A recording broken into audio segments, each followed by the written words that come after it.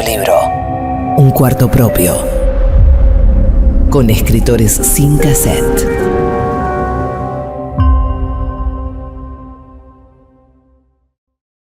Bienvenidas, bienvenidos a un nuevo episodio de Modo Libro, este programa en el que cada semana nos encontramos a hablar de eso que más nos gusta, que es el mundo de la literatura.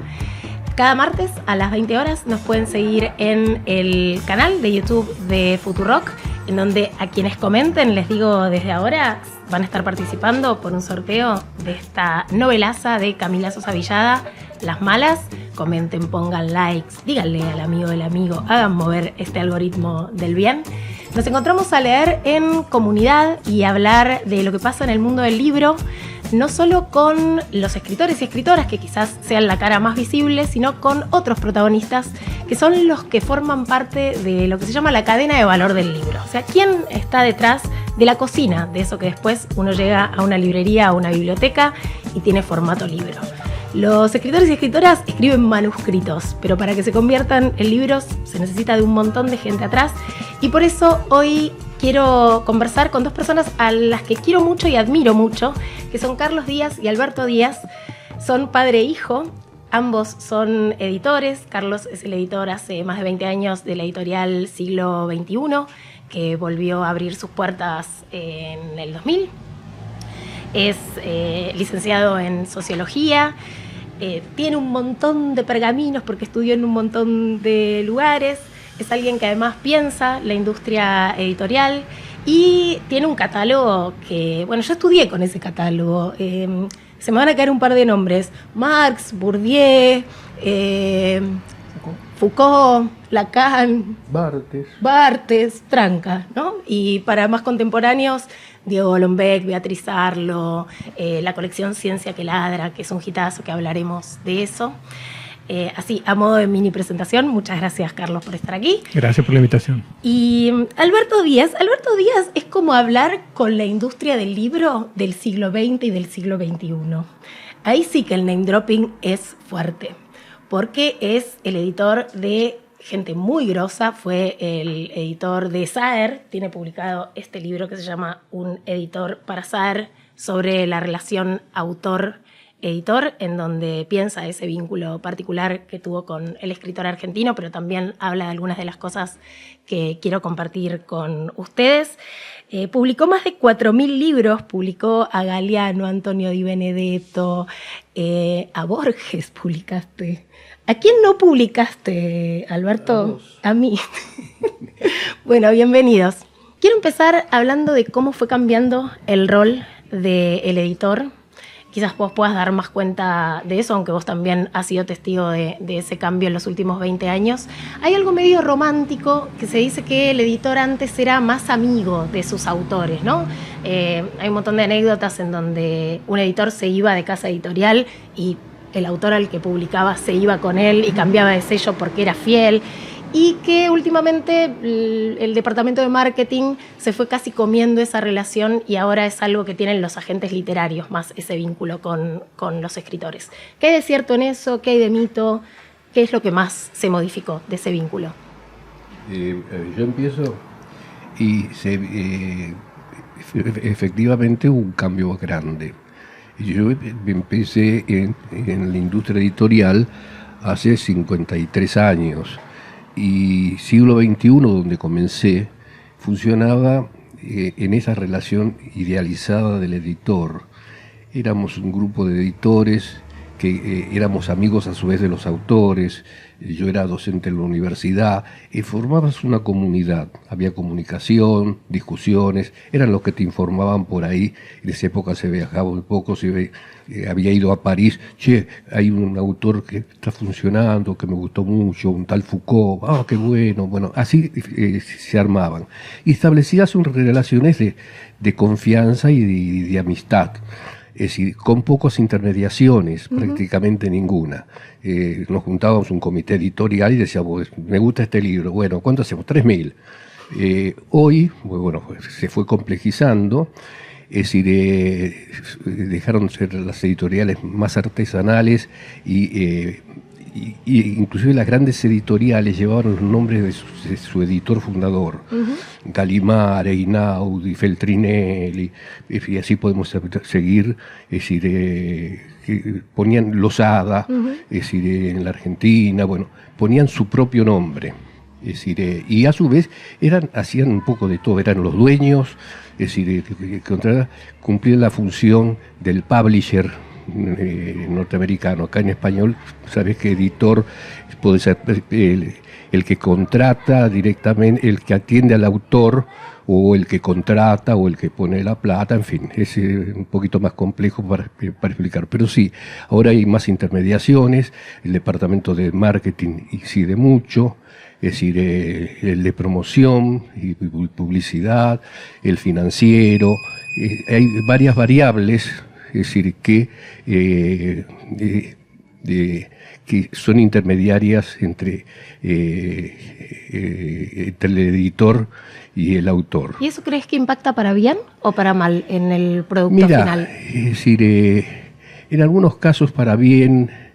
Es decir, no hay que satanizar eso. Es decir, pero es decir, si sos un editor que te gustan los libros y que tenés opinión, es decir, sobre preferís la otra relación y podés mantenerla.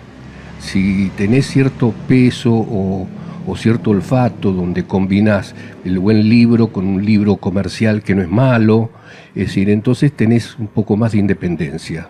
Yo siempre he tenido bastante independencia en eso, es decir, y bueno, el editor es dentro de la cadena del libro, empieza con el autor, pero el autor, el primer contacto con una editorial es con su editor, la primera cara que ve, y la relación es personal, si sos un buen editor, con ese autor, y efectivamente muchas veces cambia de editorial cuando cambia su editor. Se va con vos. ¿Y vos, Carlos? ¿Cómo lo ves? Bueno, sí, comparto lo que dice Alberto, pero me pareció interesante tu pregunta sobre si era bueno o malo todo lo que había pasado, porque efectivamente, o sea, la tendencia es a decir, bueno, no, antes era todo mejor.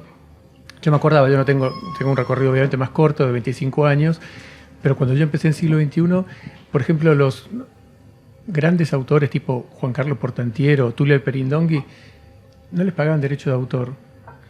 Y les parecía normal. O sea, libros que llevaban décadas vendiendo montones todos los años, no les pagaban un mango y les parecía normal, no había ninguna indignación detrás de eso. Entonces, esa era otra época, pero hace 25 años atrás, en el mundo de las ciencias sociales era muy común que no se les pagara un pago dudoso, había que ir a reclamar. Otra cosa era la calidad de los libros, ¿viste? Un diseño horrible. Nosotros fuimos, creo, bastante pioneros en hacer prensa de libros académicos, que no era lo habitual, la prensa la hacías para libros súper comerciales. Y estaban como muy agradecidos los autores, pero es raro, hoy cualquier editorial chiquita empieza y aunque tenga 5 títulos sabe que el diseño gráfico es importantísimo, lo mismo pagarle a los autores y después hacer un buen trabajo de comunicación de los libros. Entonces creo que se profesionalizó mucho y en ese sentido creo que ganamos todos los lectores porque se hacen libros de mejor calidad. Antes, ¿te acuerdas las letritas? Digo, lo que era Por supuesto, todos los libros que yo tengo heredados de la biblioteca de mi madre es un esfuerzo lector que decís esas cajas apretadas. Te aniquila, sí. No puedes leer, o sea, te sacan las ganas. A mí me encanta comprar libros viejos, pero a veces cuando compras un libro viejo te viene con esas letritas así minúsculas, esas cajas llenas de texto que viste cada página, estás 10 minutos leyendo, o sea, es mortal. Entonces creo que cambió para, digamos, en algunos aspectos para bien. Y pensaba también en algo de lo que decía Alberto. Ponele, yo trato hasta el día de hoy, en siglo XXI, de no sumar autores que estén como contaminados por la lógica de los grandes grupos, que es la guita. O sea, lo único que nos une es una relación comercial de guita. Uh-huh. Yo voy a vender 100.000 de mi libro, entonces quiero toda esta guita. Y es una relación que está muy atada a eso, y para mí es espantoso, o sea, es espantoso eso, y trato siempre de que lo que quede claro es el interés que tenemos nosotros en su libro y que el autor o la autora tenga ganas de pertenecer a nuestro mundo. Es un trabajo muy largo el de publicar un libro, de que empezás a discutir manuscritos hasta que te lo manda, hasta que el libro sale a la calle, haces todo el trabajo de difusión del libro. Es un vínculo de 1, 2, 3, 4 años, o sea, muy largo. Y si la relación no es buena, para mí es muy difícil de sobrellevar. Entonces realmente hacemos un intento para que lo que privilegiemos en nuestro caso, en nuestro vínculo, sea el hecho de trabajar juntos, sentir que vale la pena hacerlo y no la guita, porque le pagamos a todo el mundo todo lo que hay que pagarle, pero que no pase todo por la dimensión económica, porque ahí las relaciones se vuelven insoportables. ¿Y cómo es la parte de trabajar sobre los textos de los autores y autoras? Porque llega el manuscrito y hay un criterio para integrar una colección, para integrar un catálogo, para mejorar ese texto, que para mí es fundamental, esa primera lectura que no es la del autor. Se meten mucho en los textos, ¿no? ¿Eso cambió con el tiempo? Mira, según yo, las experiencias de los últimos años, era director editorial. Yo contrataba, tenía la relación personal con el autor. Entonces, en el momento de contratarlo, ya tenía en la cabeza qué colección, a qué colección iba, quién iba a ser el editor o la editora que iba a seguir el control manual del libro, es decir, la relación ida y vuelta de correcciones, y yo siempre aparecía y ponía la cara y charlaba y mantenía la relación. Pero tenías otro editor o editora trabajando en el texto. ¿Esto en Seix Barral en el último tiempo? Yo Seix Barral las llevaba yo personalmente. Esas las llevaba yo personalmente. Esa era tuya. Sí. Okay. Es decir, el resto no, lo derivaba. Es decir, pero es producto de que si sos director editorial, por mes se publican en esos grupos grandes 60 o 70 novedades. Podemos nombrarlos, a todos. Estabas en el Grupo Planeta en el último tiempo de tu carrera. De mi carrera. Es decir, pero yo en Planeta siempre me moví como editor independiente. Ajá. ¿Y eso qué implica? ¿Qué es? No, que yo decidía lo que me gustaba y no me gustaba. Es decir, tuve bastante independencia, y una cosa que Carlos marcaba, es decir, que el autor, que es una herencia borgiana o del mundo de Victorio Campo, es decir, Borges, es decir, si vendía 20 ejemplares de su libro, le daba vergüenza y decía que vendía 10, porque si vendías mucho, eso era popular y estaba mal visto, te interesaba la plata. Crearon la idea fomentaron la idea de que un escritor, eran los Bioy, así, que no necesitaban, tenían estancias o Borges no tenía nada, pero vivía en ese mundo. Es decir, eso fue cambiando en los autores con Roberto Ar, que quería vivir de eso. Por eso después hacía inventos, a ver cómo hacía para salir de la cotidianeidad de ganarse el peso para llegar a fin de mes. Y además escribían diarios, laburaban, las columnas, claro. Haciendo todo eso tampoco le alcanzaba. Por eso escribía obras de teatro que son malas en general. No sé por qué, con lo bien que ganan los escritores y los periodistas sí, hoy bueno, en día. Se quejan. La verdad, al pedo. Bueno. Gente que... sí, pero te digo que lo que tienen de bueno los grupos estos grandes, que pagan puntualmente, pagan legalmente y no creen que están haciendo beneficencia. El editor, a veces más chico, cree que porque publica un libro se salva la humanidad. Es decir, hay un poco de cada cosa.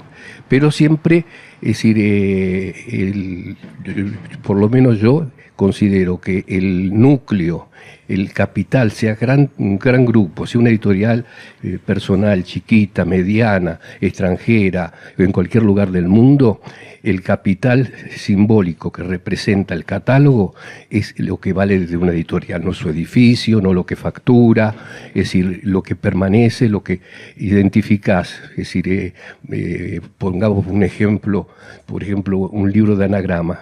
Si ves una novela amarillita, es decir, suponés que es buena si la compras para regalo, porque es amarillita. Y porque está Ralde detrás, ¿no? También. Detrás. Y que también hay libros malos detrás de eso, pero imponen ese capital simbólico, ese catálogo que logra armar, lo prestigia tanto que uno compre un libro porque está respaldado por esa firma, por esa editorial, o por esa colección, o por ese diseño. Carlos. Yo soy muy fanático del trabajo de edición. O sea, realmente bueno, laburo de esto, pero además creo que un editor tiene que involucrarse mucho en la edición, en la publicación de cada una de las obras. Y nosotros discutimos mucho con los autores, con las autoras, qué libro hacer, qué extensión tiene que tener, qué cantidad de notas, el título, el subtítulo. O sea, nos involucramos en todo. Y me parece que además, antes hablamos de los cambios, tal vez hace 25 años era más fácil como construir un catálogo, o sea, que libros que vos publicabas pasaran a formar parte de tu catálogo, backlist, como se dice en inglés, o sea, esos libros como clásicos que todos los años vendés 500, 2000, 3000, lo que sea. El fondo editorial, en el que puedes confiar. Exacto. Sí, el que reimprimís. Hoy es muy difícil armar, hoy es muy, muy difícil, pero en el mundo, armar como una backlist fuerte, pues se publican una cantidad de cosas enormes. Bueno, yo estoy pensando más en editoriales con un perfil académico, por distintas cosas de la academia, cómo ha ido mutando la academia, que es cada vez más difícil. Por lo tanto, ya lograr que se vendan los libros el primer año, el segundo año, también se volvió más difícil. Y si no haces un trabajo editorial fuerte para mejorarlos, porque los autores muchas veces están más acostumbrados a escribir papers y no a escribir libros. Entonces les cuesta mucho ese registro. Necesitan eso, a veces mucha nota, una cosa muy pesada, muy farragosa para los lectores, y al final lo que están diciendo se puede decir muchas veces en 150 o 200 páginas, no hay que decirlo en 350. Pues la verdad, escriben tesis doctorales y no libros para ser publicados, sí, claro. Entonces, pero ¿sabes que los autores agradecen cuando discutimos todo esto? Tienen que cruzar, ¿viste?, el desierto, porque la verdad que el trabajo de reescritura es duro, pero lo hacen y después quedan contentísimos y les encanta cuando descubren que su libro está circulando y se está leyendo. Y también hay otra dimensión que es la económica, que un libro de 350 páginas cuesta, no sé, 35.000 pesos, y un libro de 200 páginas cuesta 22.000. Y aparte uno te lleva tal vez, no sé, un mes leerlo y el otro te lleva 2 meses. Entonces hoy no tenemos guita y no tenemos tiempo, con lo cual creo que un libro de 200 páginas, si está bien editado, se agradece mucho más que uno de 350. Entonces realmente, te digo, es muy importante para mí el trabajo del editor ahí, y como te digo, no solo en la edición del texto, el manuscrito, sino también hasta pensar un buen título, un buen subtítulo, una buena tapa, porque viste que se produce tanto que ya llamarle la atención a los lectores. O sea, ¿cuántos libros compramos nosotros por año? Por mes. O sea, el lector promedio compra un libro, 2 libros. O sea, ya alguien que compra 2 libros es un súper lector.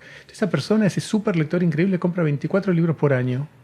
Se producen más de 20.000 novedades en Argentina. Solo en Argentina, más todo lo que te viene de España, de México y de otros países. Entonces, imagínate, si no haces una buena tapa, un título que se entienda a simple vista de qué va y qué sé yo. O sea, si no interpelás en un microsegundo al lector cuando posa la mirada sobre la mesa de novedades, ese libro nace medio muerto. Y hablar de la comunicación. Y bueno, sí, es así, es una lucha. Vos hablabas de la reescritura que le sugerís a los autores.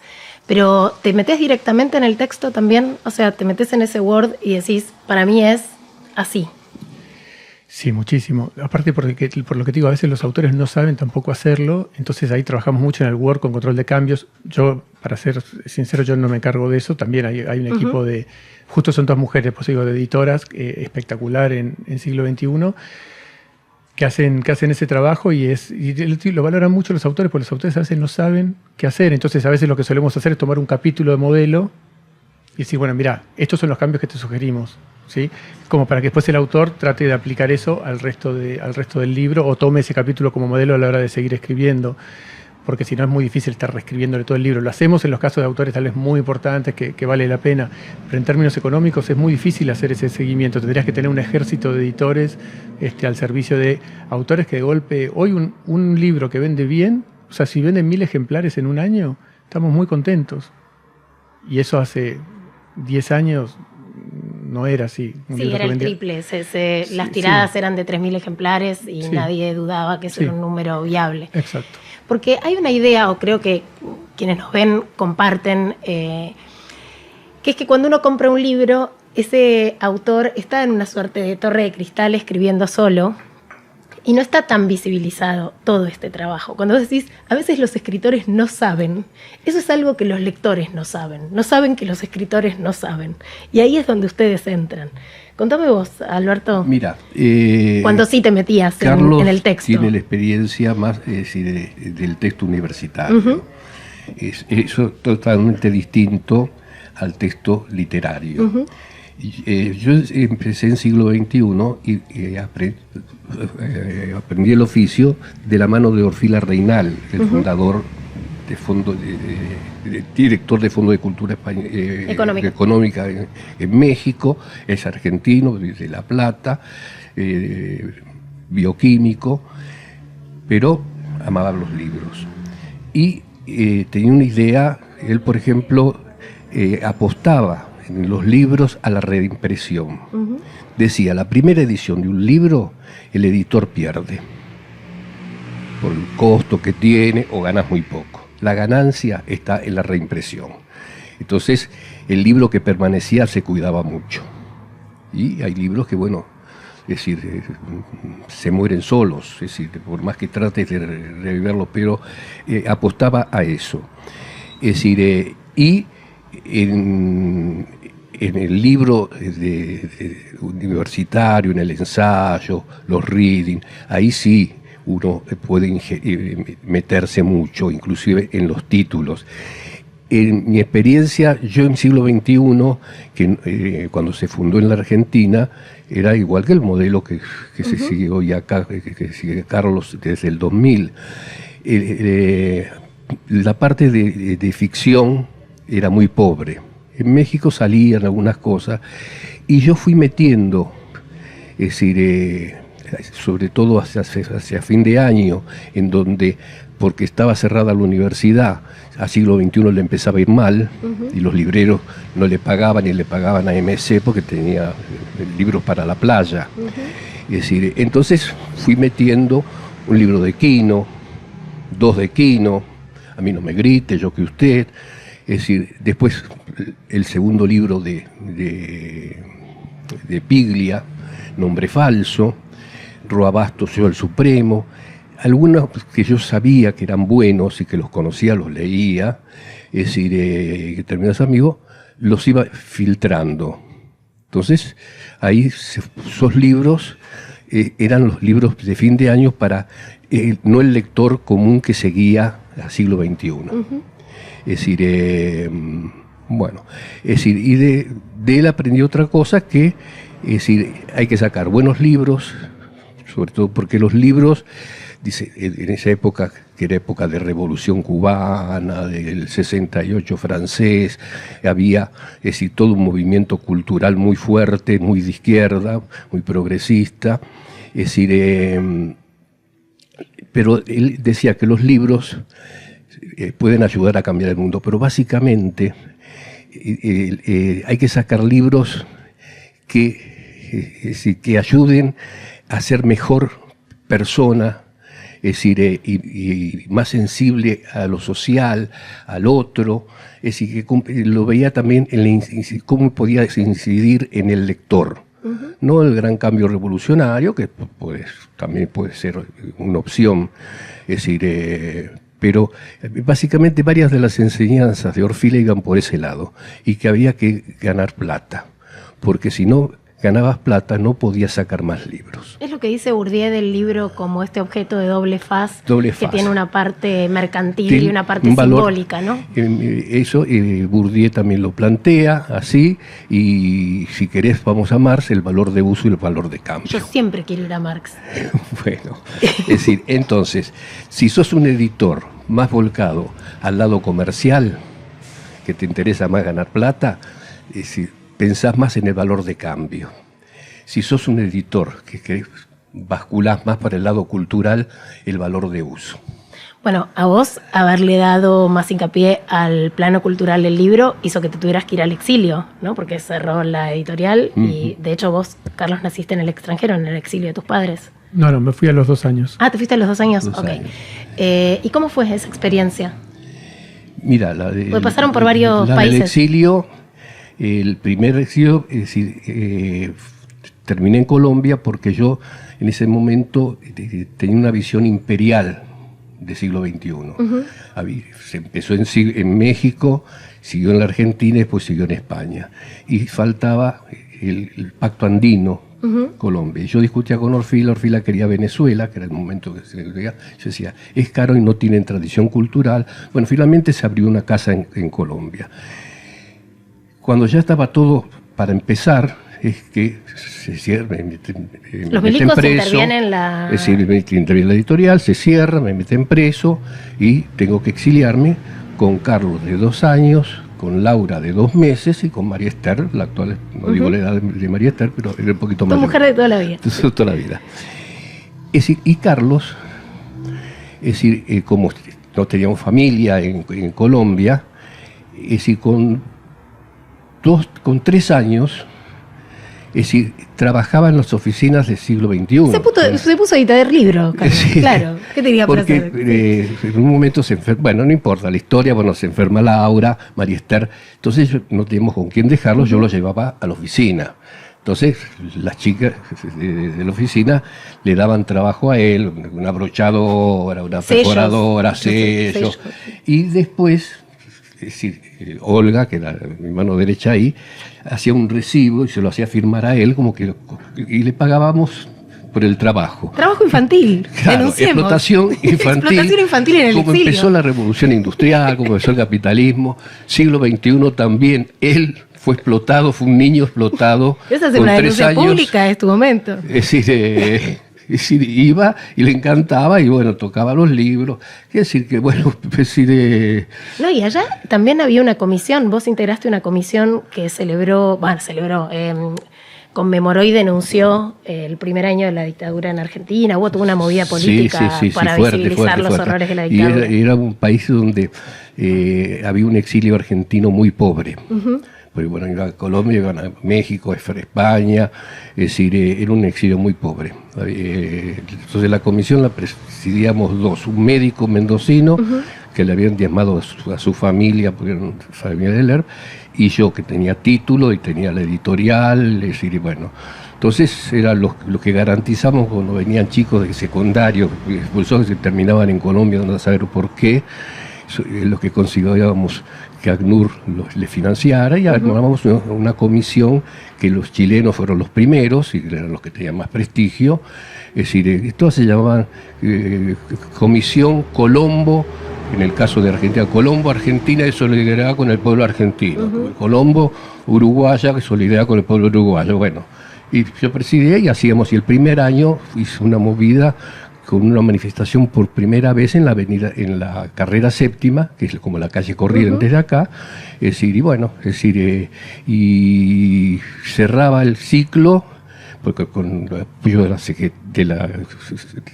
las centrales obreras, de todos los grupos, salvo el PC, que en ese momento que tenía un grupo armado, pero como acá el PC, bueno, era el que no nos daba apoyo, pero los conservadores, todos, es decir, y la Cineteca, se me ocurrió dar una película argentina.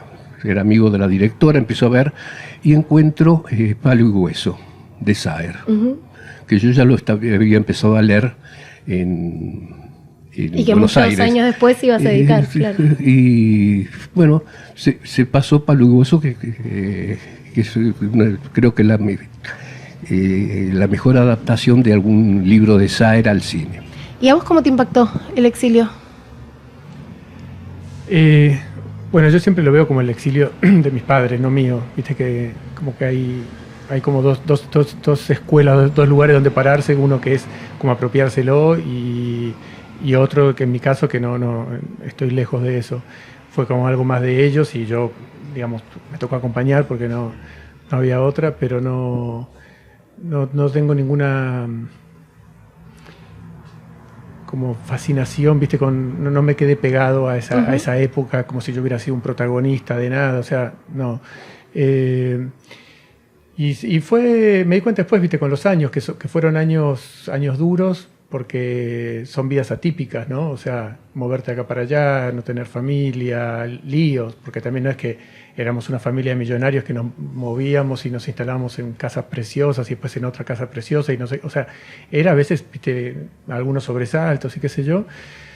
Entonces, son cosas que también te hacen madurar mucho. Digo, me di cuenta después, cuando estaba en el secundario, me di cuenta también que era mucho más maduro en muchos aspectos que mis amigos y amigas, pero en parte también por eso, ¿no? Porque había vivido como años como muy intensos, conociendo muchas realidades que otra gente no tenía la más remota idea,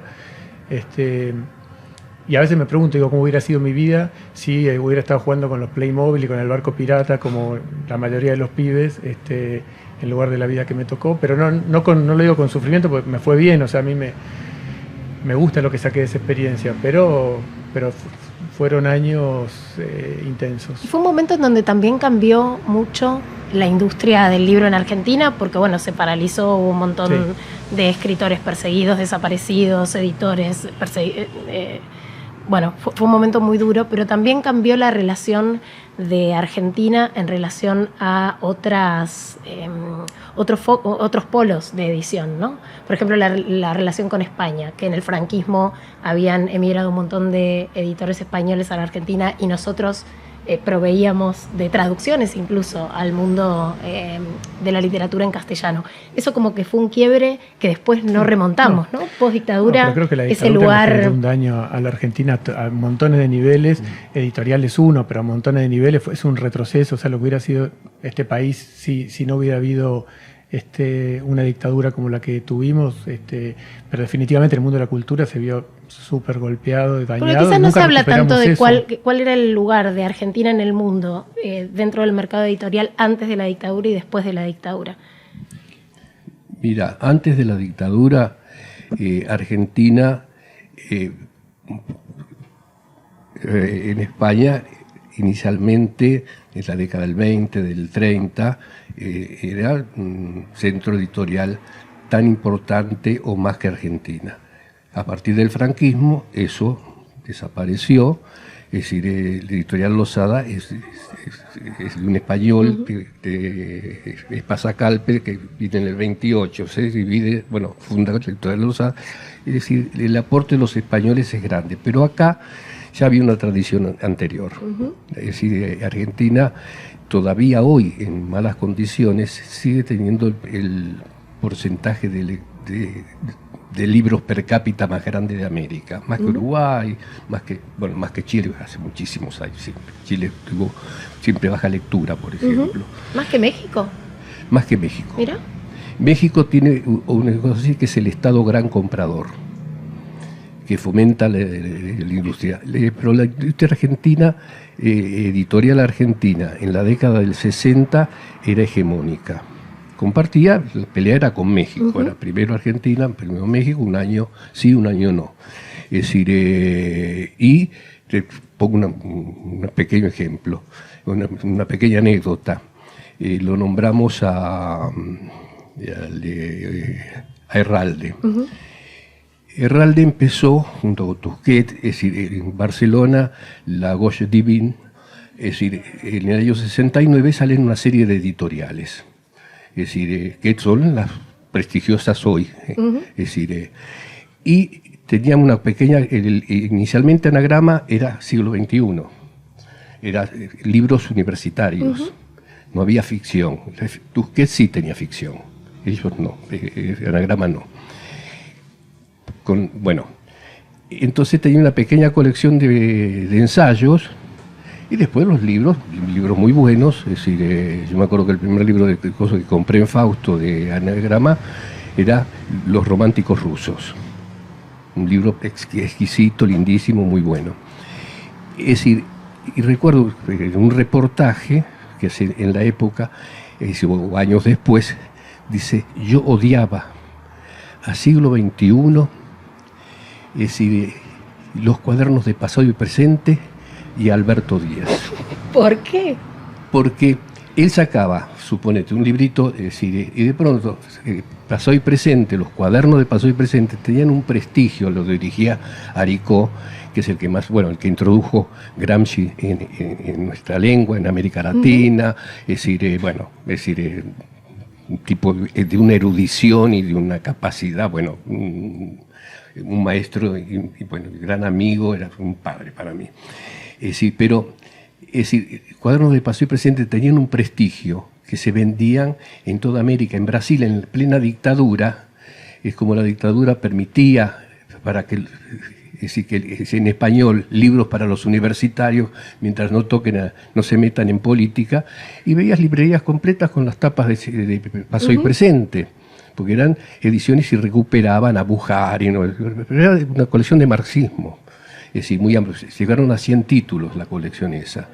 Ahí dijiste una palabra que no quiero que se vaya de la conversación, que es recuperaron, porque hablamos de la edición de contemporáneos, o sea, de autores vivos que están pensando sus textos al mismo tiempo que lo proponen a un catálogo, pero también un trabajo del editor es rescatar textos que quizás salieron de circulación o que no se consiguen. ¿Cómo es ese trabajo? ¿Con quién tienen que hablar? ¿Se les ocurre? Yo me acuerdo de haber hablado con Chitarroni antes de que publicaran La Bestia Equilátera, la colección de Vonnegut, que yo los tenía sueltos, que me alegró un montón que de vuelta Vonnegut estuviera en la calle, y me acuerdo de decir, che, ¿te costó mucho? O sea, en materia de plata. Me dice, no, nadie se acordaba de Vonnegut. Y dije, bueno, cuéntenme chismes de ese estilo. Es que creo que para mí es una estrategia fundamental, según donde estés, pero digo, yo siempre estuve en el siglo XXI, una editorial chica, no teníamos un mango, entonces también te las tenés que ingeniar como para armar un buen catálogo que se venda, y a veces recurrir a libros que funcionaron, que están probados, que sabés que fueron aceptados en algún momento. Bueno, en un punto es un tesoro, ya parte del camino está recorrido. Entonces, y me acuerdo que la primera traducción que publiqué en mi vida fue, Los estudiantes y la cultura se llamaba cuando yo lo leí en fotocopias en la facultad, que es un libro de Bourdieu y Passerón, que era un súper clásico que había publicado una editorial española, Labor, en la década del 70, y no se conseguía. Y todo el mundo lo fotocopiaba. Y yo escribí así, tipo una editorial francesa, y digo, ¿está el libro de los derechos? Sí. Claro, un libro, ¿viste? Sobre el sistema educativo francés, década del 60. Hasta el día de hoy lo seguimos reimprimiendo. O sea, el primer libro que publiqué, no sé cuántas ediciones lleva y cuántas decenas de miles de ejemplares vendidos. Lo hemos hecho en España, en México. Entonces digo, y así mucho, me acuerdo de ese porque fue el primero, pero digo, muchos clásicos que se agotan, y ni hablar lo que pasa hoy con los grandes grupos, que contratan tanto. Alberto decía que pueden publicar 50, 60, 70 novedades por mes. O sea, imagínate en 2, 3 años, ¿quién se acuerda de lo que publicaron y se les agotó? Poca gente. Entonces, de golpe, si te pones a peinar catálogos, encontrás libros que pasaron medio sin pena ni gloria o que funcionaron bien durante un año y no se reimprimieron más, y los rescatás, y así vas armando un catalogazo. Yo he recurrido mucho a eso. Digo, viste que ahora estoy a cargo de Siglo España y Siglo México, y le insisto mucho también a los directores editoriales en estos países en que no nos enfoquemos solo en novedades, que está buenísimo, obvio, en novedades también, pero que siempre pensemos si no hay algún libro clásico que esté perdido por ahí que valga la pena rescatar. ¿Y en materia de ficción, cómo funciona eso? Mira, yo tengo buena relación con... Ahora ya perdí el control porque han surgido cantidad de editoriales independientes que yo ya perdí el coso. Pero en el 2000, cuando empezó Carlos, es decir, ya desde los finales del 90 aparecieron, cuando se acabó la convertibilidad, empiezan a surgir editoriales que hoy son medianas, Adrián Hidalgo, otras así. Y siempre yo me acerqué y conversé y los conocía, y siempre a todos les digo, inclusive ahora, cuando voy a presentar algún libro en alguna feria, estuve en Rosario, en Santa Fe, te encontrás con pequeños editores que se acercan, charlas, y les digo, ustedes lo que tienen que hacer es seguir los catálogos de Planeta, de Random House, de las grandes editoriales que publican montones, y ver, hacia 2 o 3 años antes, es decir, la cantidad de libros excelentes o buenos, que inclusive que se invirtió mucho en publicidad, que ya tienen cierto recorrido, cierto reconocimiento, ya están traducidos por ahí, es decir, y que están libres de derecho, es buscar revolver en los catálogos de grandes editoriales, o inclusive, es decir, si te vas a Losada y de pronto descubrís un montón de autores italianos del 50 que eran publicados, de Moravia, Pasolini y los que quieras, estaban todos en Losada. Es decir, no solamente Sartre. Que ahora los están reeditando ambos, la misma editorial. Sí, alguien te hizo caso. Sí, no, todos, siempre se termina. Si un libro es bueno, siempre va a encontrar un huequito de recuperación. Pero te quiero decir que es un lugar, es el escarbar en los catálogos, porque hay libros que salieron en mal momento, es decir, no era por ahí la temática esa, no se conocía, es decir, bueno, yo me acuerdo cuando escuché la palabra ecología la primera vez, es decir, ¿qué es eso? Bueno, y un día te enterás que ecología, y bueno, se convierte después en una colección de algo. Y después puede haber libros que están como medio adelantados a su tiempo, ¿no? Exacto, que quizás sí. se pueden reeditar para que participen de la nueva conversación, en donde eso ahora es el núcleo duro de la discusión. Y también tenés que ver esos libros que se adelantan a su época, es decir, en los libros rechazados por grandes editoriales, ya hablemos europeas, para no, es decir, por ejemplo, Gallimard, es decir, rechaza En busca del tiempo perdido de Proust. Y el pobre, es decir, se me fue el nombre, que era el editor, Gide, André Gide, un gran escritor, un gran editor. Claro, le aparece un señor que no lo conoce ni su mamá, que viene con un proyecto de 7 libros grandísimos, En busca del tiempo perdido, donde empieza a leer y por ahí hay 30 páginas donde no pasa nada. Es una abeja que está polinizando distintas flores. Estaba avanzado, yo ahí lo entiendo al pobre Gide. Fue condenado y Gallimard quedó crucificada hasta que finalmente en el 38 dio vuelta y consiguió incorporar a Proust. Es decir, pero bueno, hay montones de rechazos. Es decir, bueno, García Márquez, a mí no me gusta mucho, me gusta más su prosa periodística, fue rechazada por todas las editoriales. Finalmente, un editor argentino, es decir, lo publica, y bueno, es decir, el boom que se atribuye todo a Barcelona, el principal libro del boom, que es 100 años de soledad, salió en este país. Por primera vez. Por primera vez. Hay algunos que tenemos esa primera edición. Acá, hablemos de Sar. Quiero hablar de Juan José Sar. Quiero que me cuentes chismes de Juan José Sar. No, en realidad, muchos de los autores nos enteramos, de los lectores nos enteramos de la figura del editor cuando leímos hace ya más de 20 años a Carver, y nos enteramos cuando la mujer de Carver libera los manuscritos que su editor, Gordon Lish, había tocado mucho esos textos, y que en realidad lo que llamábamos estilo carveriano en realidad era un estilo gordonlishiano. Ahí está también la brillantez de Carver de decir, sí, firmo esto y elijo que esto es mejor que lo otro. Digo, por supuesto que la autoría no está en duda. Vos contabas en este libro que cuando llegaste a Saer, al manuscrito que llegás, le habían hecho un mal informe de lectura, o sea que es un caso parecido al que contás, ¿no? Había tenido un rechazo. Eso ocurrió yo, la segunda... No, pero hay una cosa más. ¿Cuánto te metías en los textos de Saer? En lo de Saer, en la grande sí, en el último, en los anteriores último. Nada. ¿Nada es nada? Voy a hacerle alguna observación, sobre todo... él quería que yo lo leyera y que si encontraba algún galicismo que se le escapaba, que se lo indicara. Okay. Él, de una vez que cerraba el libro, no lo volvía a abrir, por una reimpresión. Yo le decía lo que le decías a todos los autores, y los autores, la mayoría, si reimprimís un libro que escribió hace 30 años, siempre te va a decir, mira, cambia, quiero hacer unas correcciones, unas pequeñas correcciones, y te cambia.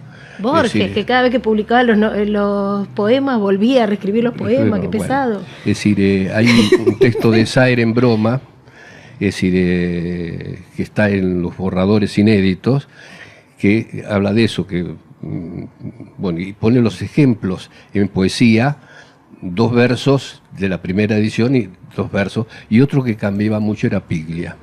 Saer nada, lo publicaba y no decía, ¿querés cambiar algo? ¿Querés anotar algo? No. Es decir, ¿a vos te parece bien primero? Dale. No, él no se metía. En la grande sí, ya distintas otras relaciones, no hay tiempo para contarla. Pero no, era un autor en ese sentido muy fácil, y yo, es decir, ni siquiera le preguntaba, porque sabía que la importancia de él es lo que narra, cómo lo narra, no el argumento. Me llamaba, me decía, Alberto, voy a empezar Las nubes. ¿Qué es, una novela? Sí, es una novela. Bueno, es decir, ¿cuándo la tengo que entregar para que salga en septiembre? Que yo viajo, tal día, tal fecha, bueno. Yo lo único que sabía que era una novela. y que la iba a entregar en fecha. Después sabes por los borradores que tuvo 10 años anotado, cosa no es que se ponía a escribir un día, se inspiraba y de inspiración en 3 meses terminaba la novela o en 4, no, un proyecto, bueno. Es decir, no, con Saer era muy fácil. Vos eras muy amigo de Saer, Sí, ¿no? terminamos muy amigos, es decir, y porque yo lo conocí primero como lector. Yo siempre cuento que fue Ricardo Piva, me dijo, mira, en Jorge Álvarez hay una novela de un santafesino, Responso, que es muy buena, te va a gustar a vos, porque bueno, los dos éramos de historia. Es decir, bueno, lo compro, lo leo, y de partir de ahí fui, es decir, y cuando lo publico, él llevaba escrito 11 libros, y yo había leído 9. Y una parte del exilio lo terminó en México. Y ahí entró en siglo XXI y trabajo directamente con Orfila un corto tiempo, porque después yo me separé y me fui a Alianza. Uh-huh. Es decir, y cuando viajaba de Colombia, de Bogotá, a hacer informes a las reuniones de consejo, que es lo que ahora hace Carlos, o hacía cuando tenía otro director, ahora ya es él el que también dirige Siglo XXI México. Es decir, y el viejo que vivía en el edificio trabajaba las 24 horas del día, ¿no? Te exprimía, y estábamos hablando sobre, qué sé yo, sobre el libro siempre, y me dice, ¿conoces a un autor? Es decir, Lupe, llama la secretaria, uh-huh. Viene, don Arnaldo, es decir, tráeme ese original de ese argentino.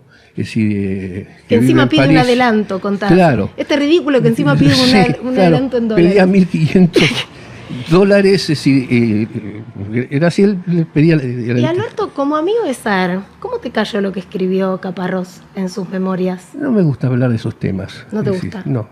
Mira, yo creo que un editor... Porque fue como de lo que comentamos todos el año pasado. Sos como un editor, es decir, es un confesor del escritor, sos como o un cura o un psicólogo. Es decir, lo que se trata, yo no puedo salir a decir, el libro de fulanito que ese se lo escribí yo. Eso tenés que ganarte la confianza, podés pelearte y todo, pero lo que se conversa sobre el libro, ese libro, el título se lo puse yo, lindo título, sí, lo mejor del libro es el título, es decir, pero el título, papá, no. Es decir, yo en ningún momento indica, sí, me trajeron, es decir, yo publiqué, por ejemplo, el primer libro de Samantha Schweblin, cuando no la conocía ni su abuela. Es decir, su abuela sí que le iba a las presentaciones de los libros, bueno, justo la abuela era primera fila. Por eso lo digo. Es decir, una chica de Hurlingham, es decir, yo cuento eso, sí, porque estoy orgulloso. Sí, en MC, vos publicaste los primeros cuentos de Mariana Enríquez también. Mariana Enríquez, bueno. Es decir, de Federico Falco, claro, esa colección de MC genial. Lo que tenía como proyecto dentro de Planeta, dentro de un gran... Yo después estuve en Alianza, que era una joya. Eso era una editorial grande, pero una maravilla. Es decir, ahí es la mejor etapa creativa y ahí me empecé a ser editor de ficción. Es decir, me fui, no sé, es decir, pero que en cada grupo que estaba, por lo menos, el peaje que yo cobraba por trabajar en Planeta y saludar y estar con autores que por ahí no me gustaban, es decir, pero nunca lo he dicho públicamente, es decir, voy a hacer 2 apuestas al año de publicar a alguien ignoto, o que tenía 2 libros perdidos por ahí nada más, y de esos 2, en 10 años son 20. De los 20, por ahí los que continuaban eran 5, 6 o 7, y los otros fallé. Pero así era el aporte, el peaje que yo cobraba a Planeta. Muchísimas gracias a ambos. Es un placer escucharlos, es un placer ser lectora de sus catálogos. Los quiero mucho además. Muchas gracias. Gracias, Eugen, sos un amor. Gracias, Eugen. Qué alegría haber tenido a Alberto y a Carlos Díaz en modo libro. Y ahora nos ponemos en modo sorteo. Comenten acá abajo en nuestra plataforma de YouTube porque van a estar participando por el sorteo de esta novelaza de la escritora cordobesa Camila Sosa Villada, que se publicó por primera vez en 2019, tuvo el premio Sor Juana Inés de la Cruz y desde entonces viene cosechando lectores y lectoras en todas partes del mundo, está traducida a más de 20 idiomas, tiene vendidos más de 100.000 ejemplares. Es un hitazo a la cual le siguieron un montón de libros de Camila, tesis sobre una domesticación, que ahora está la adaptación cinematográfica en cartel. Soy una tonta por quererte, que es una compilación de cuentos maravillosa. Un libro de poemas que en realidad surgió de un blog que tenía Sosa Villada, que se llama La novia de Sandro. Un libro llamado El viaje inútil, en donde piensa aspectos de la escritura y nos hace cómplices de su proceso de producción. Y el último, que está recién salido, así con olorcito a imprenta, que se llama La traición de mi lengua. Esto fue todo lo que siguió a este súper fenómeno de ventas, que es una novela preciosa que sigue a un grupo de travestis que ejerce la prostitución en un parque y que además tiene una comunidad nucleada por una suerte de mater familias, una travesti más grande que les presta su casa y es una suerte de madre y de contención, y además de un tono realista. Tiene algunos giros, algunos guiños con cierto realismo mágico que hace que alguna de las escenas y experiencias de estas mujeres, bueno, cobren un carácter un poco más enrarecido o inesperado. Por ejemplo, les voy a leer. Sucedía que Natalie era la séptima hija varón en su familia y las noches de luna llena se convertía en lobizona. Si no la cuidábamos así, después se hacía daño a sí misma. Por haber nacido séptima hija varón, Natalie era hijada del presidente Alfonsín, que había estado presente en su bautismo. Natalie lloraba lágrimas azules cada vez que escuchaba la canción de Julio Iglesias que llevaba su nombre y decía que era capaz de cometer crímenes espantosos cada noche de luna llena si no se encerraba en aquel cuarto. Es una novela hiperluminosa que se mete con un territorio quizás bastante desconocido por fuera de los clichés y hace de esto altísima literatura. Comenten, digan, me gusta modo libro, estoy en modo lectura, estoy en modo nerd, estoy en modo las malas. Van a estar participando por un sorteo de esta novela y muchas gracias a la gente amiga del Grupo Planeta. Estamos llegando al final de modo libro y nos vamos a poner en modo brindis. Voy a tomar un vermucito roso de la gente amiga de la fuerza. Digo vamos, Aramos dijo el mosquito, o sea, voy a brindar conmigo misma y con ustedes y por las palabras que se van. Esta sección de cierre de modo libro que quiero instalar porque me vuelve loca el lenguaje. Así que hoy le vamos a dar la bienvenida a arboricidio, que es la tala injustificada de árboles. Esperemos que esa palabra no se instale demasiado y que el arboricidio no suceda para imprimir libros malos. Salud. Y vamos a despedir a la palabra cocadriz, un vocablo que no he utilizado en mi vida, pero que significa cocodrilo, el reptil, pero estaba más bien utilizado en las crónicas de viajes de los primeros expedicionarios europeos que no estaban familiarizados con ese animal. Así que cocadriz, see you later alligator. Salud. Y ya llegamos al final de esta emisión de Modo Libro.